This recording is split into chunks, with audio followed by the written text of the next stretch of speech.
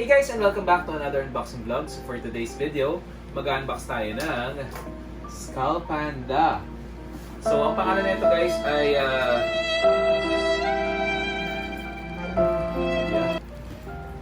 alam niyo na, Van Gogh Museum na sunflower yung itsura niya. Actually guys, marami akong nakitang collaboration nito. Meron siya sa Lego, tapos yun lang. Marami. So ito na nga guys, huwag na natin patagalin dahil meron na tayong bagong Skull Panda. So excited na rin ako makita yung loob niya.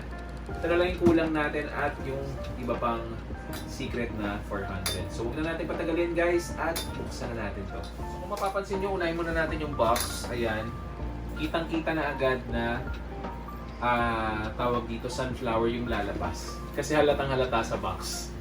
Ayan, ito yung side, ito yung back. Alright. So, pangalawang issue pa lang to ng Van Gogh dahil yung una, yung sa Royal Molly. So, ngayon guys, nasa Skull Panda na siya. Ano na kaya yung next? May design ba siya? So, ito na guys. In 3, 2, 1. Ang ayaw magpubukas. Ito siya guys. Ito yung Mega Skull Panda Van Gogh Museum Sunflower. Ayan, nakalagay sa card sa harap. At ito yung card sa likod.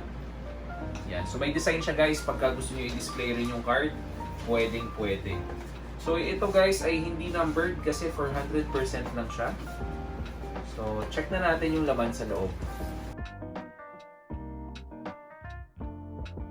Again. Alright.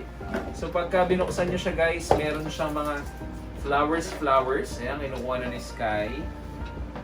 Yan. So, unahin na natin din si Skull Panda. Right. So, excited na ba kayo makita kung ano ang nilalaman sa loob? Wala, yung tape na naman. Excited na ba kayo? Ako excited na makita. And 1, 2, 3! Alright. Wow! Ganda oh. Ocean flower. Yeah. So, let's see. wait, later we'll check. So guys, mapapansin nyo yung kanyang helmet, matte yung finish. Tapos, yan, tanggalin na rin natin muna. Yan. Meron siyang design ng sunflower sa kanyang helmet. Ito yung harap guys.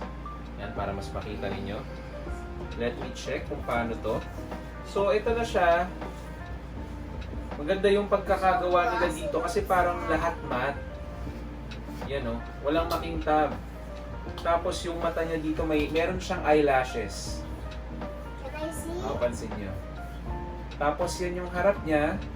Tapos ito naman yung design sa likod. I see the eyelashes. Of course. Parang combination nito guys ay parang picture frame na naka-sunflower. So kasi para siyang ano eh, painting, 'di ba? So let me try this one, Sky. So parang nakita ko dinidikit yata ito sa mukha, 'di ba? Wala ba tong description? Baka gusto yan. Baka gugulo ba to? Paano ba itsura niya? Let me check. Anyway guys, mahirap hulaan pero do it yourself. Meron siyang 4. Ayan. So dito guys, mapapansin nyo na iba yung kulay pagdating sa may bandang gitna ng hita niya. Pero pagdating sa likod, parang may mga sulat siya. Yan. So kung babasahin natin siya ay random lang siya. Kasi sulat niya. Anyway guys, may nakalagay sa likod, from Vincent Van Gogh to his brother Theo, 21 or 22, August 1888. Ayan. So nakalagay siya sa pinakalikod. Kung mapapansin niyo. Hindi ko lang alam kung may nakalagay din sa mall, Royal Molly na color green. Pero ang ganda nito pag magkatabi na yung green, magkatabi na yung yellow. Hindi ko alam bakit ganun dito ako kumuha ng green. Na Royal Molly, na Van Gogh.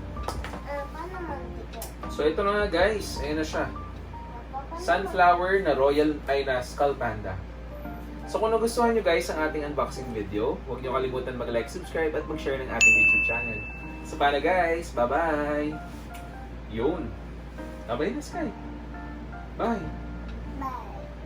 Luca Family.